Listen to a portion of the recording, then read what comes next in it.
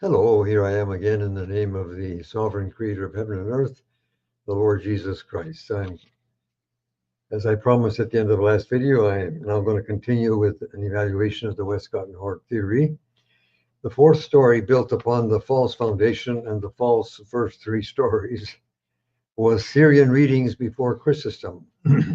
Last video, I started evaluating this tenet of Hort theory. Today, I'm continuing with that evaluation, still the Syrian readings, okay? One of the things the other side used was the idea of pure Syrian readings. Kenyon's statement contains, remember this is going on from last video, contains another problem. He referred to, quote, pure Syrian readings, and in effect denied to the Syrian text any reading that chances to have any Western or Alexandrian attestation, which attestation has been arbitrarily pigeonholed according to the presuppositions of their theory. But just which are those late or pure Syrian elements? E.F. Hills evidently conducted a search for them. He observed, quote, the second accusation commonly urged against the Byzantine text is that it contains so many late readings. A text with all these late readings, it is said, must be a late text. But it is remarkable how few actually were the Byzantine readings which Westcott and Hort themselves designated as late. In his notes on select readings, Hort discussed about 240 instances of variation among the manuscripts of the Gospels, and in only about 20 of these instances was he willing to characterize the Byzantine reading as a late reading. 20 out of 240. Thus, it would seem that even on Hort's own admission, only about 10% of the readings of the Byzantine text are late readings.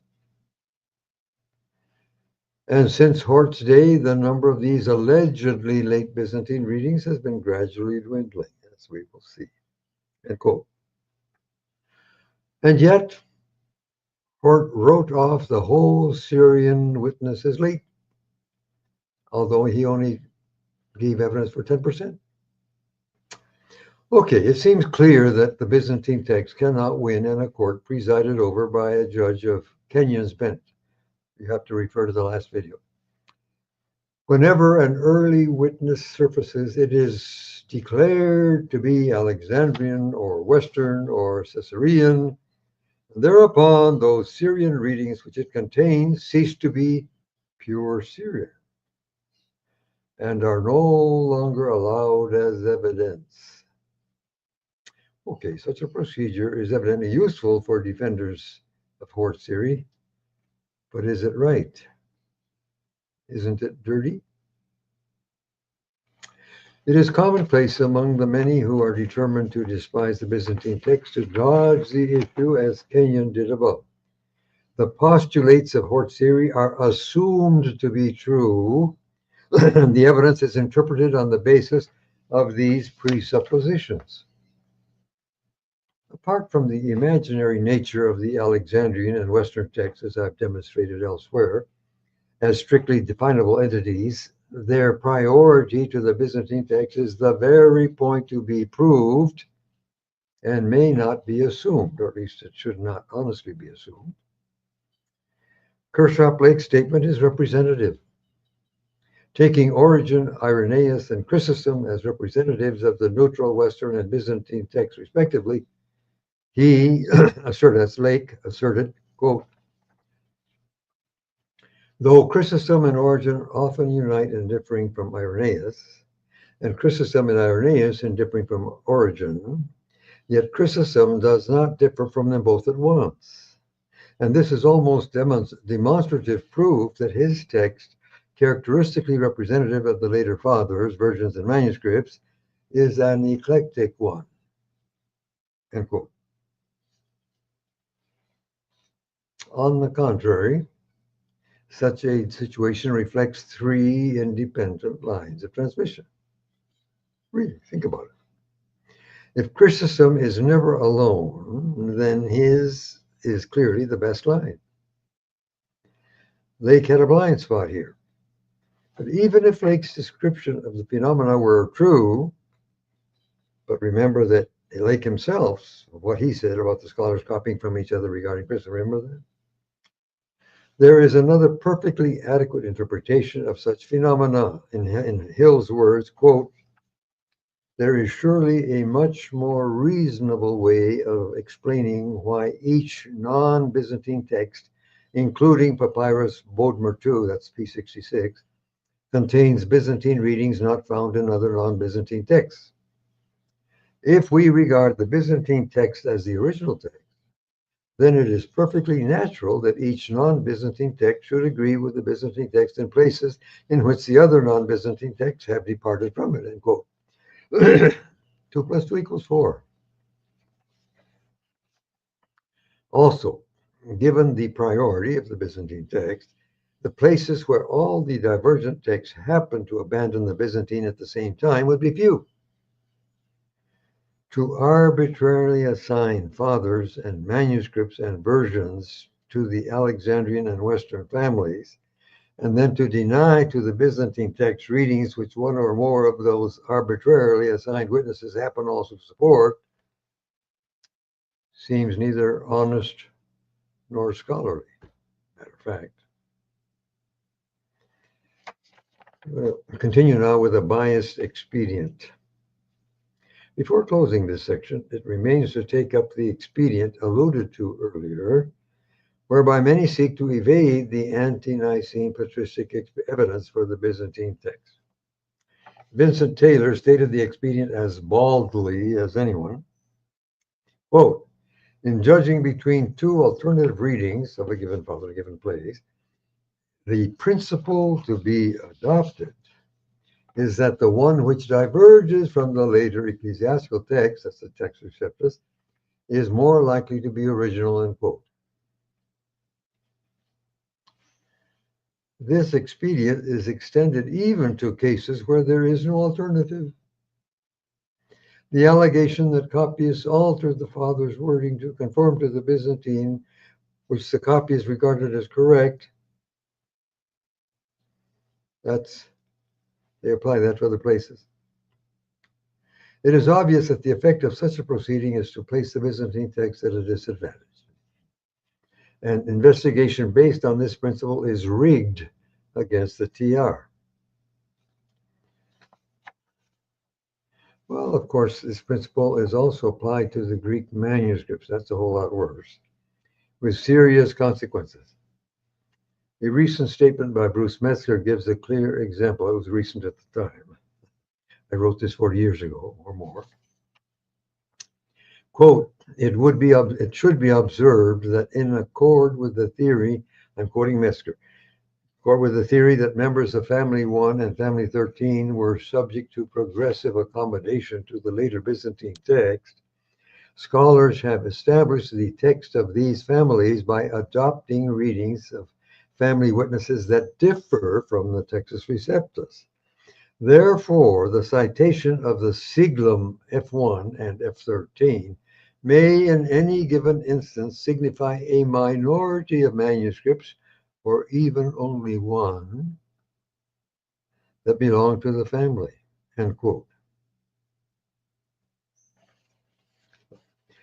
Okay, such a procedure misleads the user of the apparatus, right, who has every right to expect that the siglum will only be used when all or nearly all the members agree. A distorted view of the evidence is created. The divergence of Family 1 and Family 13 from the Byzantine text is made to appear greater than it actually is, and the extent of variation among the members is obscured. Greenlee's study of Cyril of Jerusalem affords another example. Among other things, he appeals to, quote, the well-known fact that all these Caesarean witnesses are more or less corrected to the Byzantine standard, but in different places, so that the groups must be considered as a whole, not by its, that's what he wrote, individual members, to give the true picture, end quote. Would not the behavior of the individual manuscripts make better sense if viewed as departing from the Byzantine standard? I ask that. Okay, even if there appear to be certain instances where this has demonstrably happened, such instances do not justify a widespread generalization. The generalization is based on the presupposition that the Byzantine text is late. But this is the very point to be proved and may not be assumed, or at least it shouldn't be.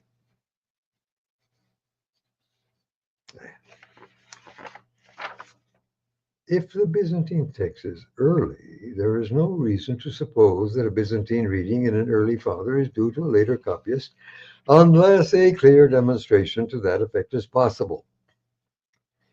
Miller showed clearly that he himself was fully aware of this problem. Remember that we treated him and Kenyon extensively last video, and alert to exclude any suspicious instances from his tabulation. I'm now going to give you a long quote, the whole page here. This is Miller. An objection may perhaps be made that the texts of the books of the fathers are sure to have been altered in order to coincide more accurately with the received text.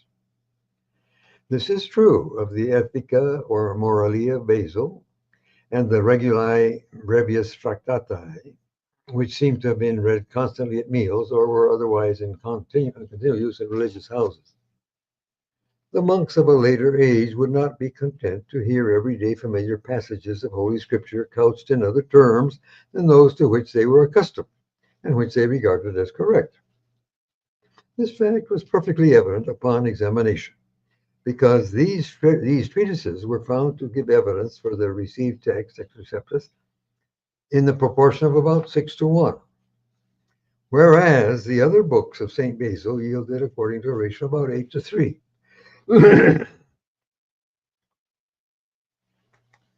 Now I ask,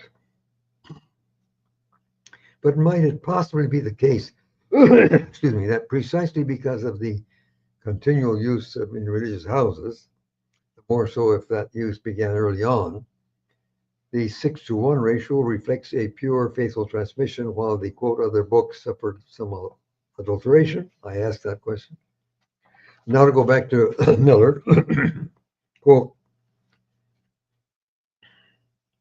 for the same reason, I have not included Marcion's edition of St. Luke's Gospel or Tatian's Diatessaron in the list of books and authors, because such representations of the Gospels, having been in public use, were sure to have been revised from time to time in order to accord with the judgment of those who read or heard them. Our readers will observe that these were self-denying ordinances because by the inclusion of the works mentioned, the list on the traditional side would have been greatly increased. Yet our foundations have been strengthened. And really, the position of the traditional text rests so firmly, oh dear, excuse me, so firmly, where was I? Position of the rests so firmly upon what is undoubted that it can afford to dispense with services which may be open to some suspicion. Yet Marcion and Tatian may fairly be adduced as witnesses upon individual readings. And the natural inference remains that the difference between the witness of the Ethica and Reguli Brevius Tractati on the one hand, and on the other works of Basil on the other, suggests that too much variation and too much which is evidently characteristic variation of readings meets us in the works of the several fathers, for the existence of any doubt that in most cases we have the words, though perhaps not the spelling, as they issued originally from the author's pen. As they originated from the author's pen. Variant readings of quotations occurring in different editions of the fathers are found, according to my experience, much less frequently than might have been supposed. This is Miller, where I saw a difference between manuscripts noted in the Benedictine or other editions, or in copies from the Benedictine or other prints, of course I regarded the passage as doubtful and did not enter it. Acquaintance with this kind of testimony cannot but render its general trustworthiness to be more evident. End quote.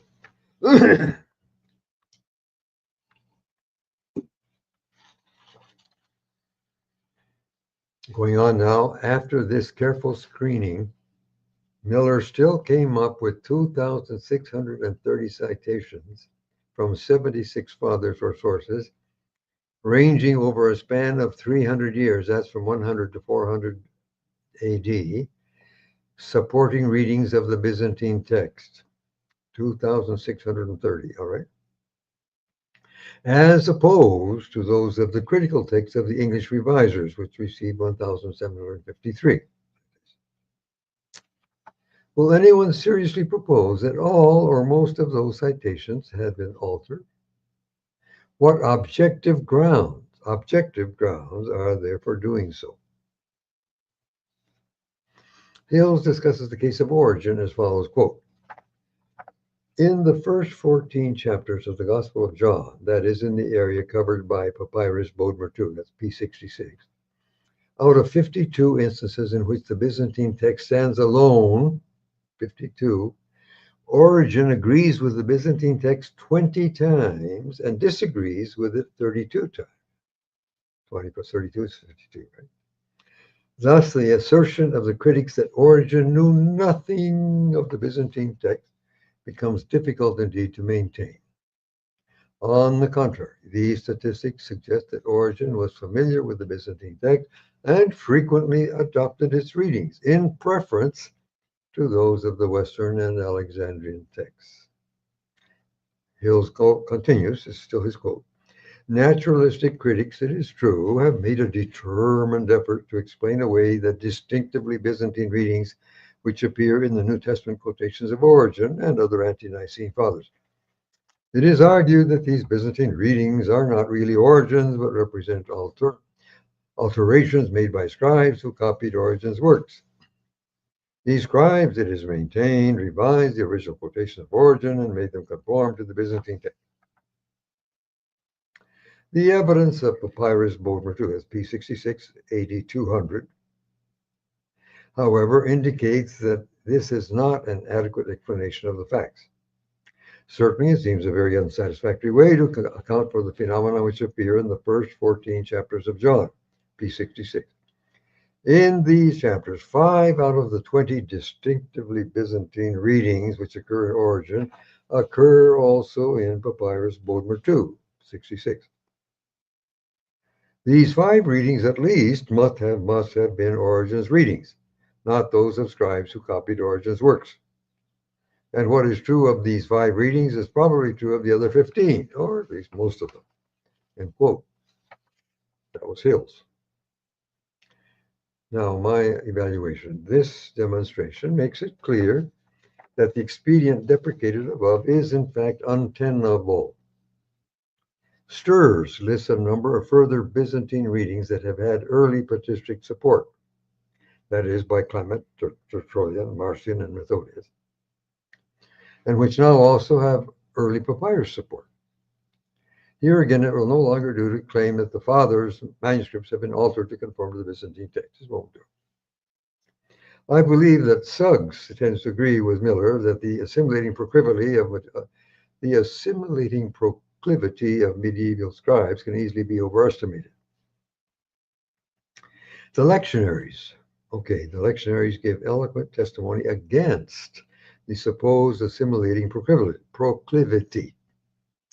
After discussing at some length their lack of textual consistency, Ernest Cadman Colwell observes, quote, figuratively speaking, the lectionary is a preservative into which from time to time portions of the living text were dropped. Once submerged in the lectionary, each portion was solidified or fixed, end quote. Similarly, Riddle cites with favor Gregory's estimate, quote, he saw that as a product of the liturgical system, they were guarded by a strongly conservative force. And he was right in his inference that the conservatism of the liturgy would tend frequently to make them media for the preservation of an early text. His analogy of the Psalter of the Anglican Church was a good one, end quote. Just by the way, many of the lessons in the Anglican prayer book are much older than the AV, the King James, but have never been assimilated to the King James. In short, we have good reason to doubt that medieval copyists were as addicted to assimilating the text as scholars such as Taylor would have us believe. Now I'm going to summarize the testimony of the early fathers. To recapitulate, Byzantine quote-unquote readings are recognized most notably by the Didache, Diognetus, and Justin Martyr in the first half of the 2nd century, that's 100 to 150. By the Gospel of Peter, Athenagoras, Hegesippus, and Irenaeus heavily in the second half, that's 150 to 200. By Clement of Alexandria, Tertullian, Clementines, Hippolytus, and Origen, all of them heavily in the first half of the 3rd century, that's 200 to 250. By Gregory of Thaumaturgus, Novatian, Cyprian, heavily, Dionysius of Alexandria, and Archelaus in the second half, that's 250 to 300. By Eusebius, Athanasius, Macarius Magnus, Hilary, Didymus Basil, Titus of Bostra, Cyril of Jerusalem, Gregory of Nyssa, Apostolic Canons and Constitutions, Epiphanius, and Ambrose, all of them heavily in the 4th century, to which may be added the testimony of the early papyri. Now I come to the papyri. In Hort's day and even in Miller's, the early papyri were not extant, hadn't been discovered yet. Had they been, the Westcott-Hort theory could scarcely have appeared in the form that it did. Each of the early papyri, that's 300 AD or earlier, okay, 300 or earlier, that's before Codex B, vindicates some Byzantine readings, each one of them.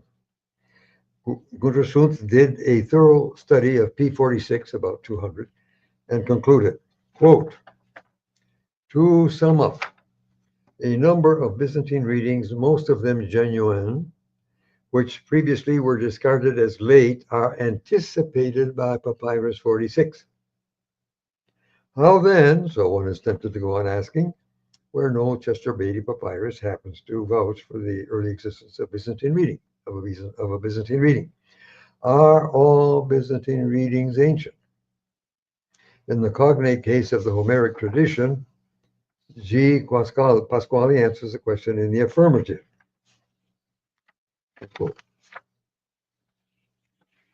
Colwell took note of Guson's statement and concurred.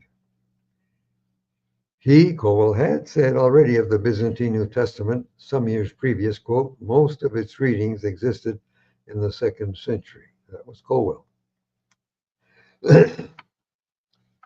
Hills claims that the Beatty papyri indicate 26 Byzantine readings in the Gospels, 8 in Acts, and 31 in Paul's epistles. He says concerning Papyrus 66, quote, to be precise, Papyrus Bodmer II contains 13% of all the alleged late readings of the Byzantine text in the area which it covers, first chapters of John. That's 18 out of 138. 13% of the Byzantine readings, which most critics have regarded as late, have now been proved by Papyrus Bodmer II, P66, to be early readings, end quote. I've already talked about Colwell's statement in Papyrus 66, but I've already given it. Many other studies are available, but that of H.A. Sturz sums it up. He surveyed, quote, all the available papyri, end quote, to discover how many papyrus-supported Byzantine readings exist. In trying to decide which were, quote, distinctively Byzantine readings, he made a conscious effort to, quote, err on the conservative side, end quote, so that the list is shorter than it actually might be. He found, this is Sturz, and he lists the evidence for more than 150 distinctively Byzantine readings that have early, that's before 300 AD, papyrus support. 150. He found 170 Byzantine Western readings with early papyrus support. He found 170 Byzantine Alexandrian readings with early papyrus support.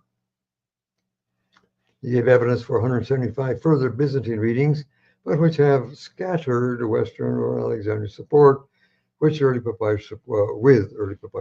He refers to still another 195 readings where the Byzantine reading has papyrus support, but he didn't bother listening. I don't know why. Now then, listen please. Sturz draws the following conclusions from the evidence he presented. 1. Distinctively Byzantine readings are found in early papyri. 2. Such readings are therefore early. 3. Such readings cannot be the result of editing in the 4th century. 4.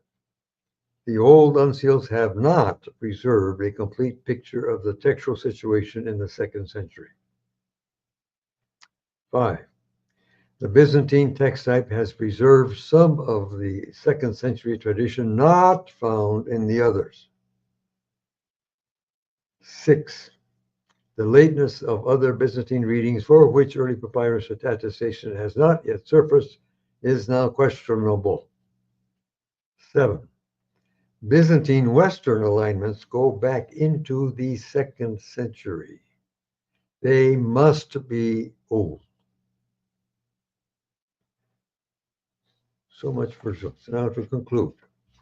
My own conclusion, the magnitude of this vindication can be more fully appreciated by recalling that only about 30% of the New Testament has early papyrus attestation of any kind. And much of that 30% has only one papyrus. Where more than one papyrus covers a stretch of text, each new manuscript discovered vindicates added Byzantine readings. That's a plain fact. Just check it out. Extrapolating from the behavior of those in hand, if we had at least 3 papyri covering all parts of the New Testament, almost all of the 6,000 plus Byzantine readings rejected by the eclectic critical texts would be vindicated by an early papyrus. Conclusion. It appears that Hort's statement or treatment of external evidence has no basis.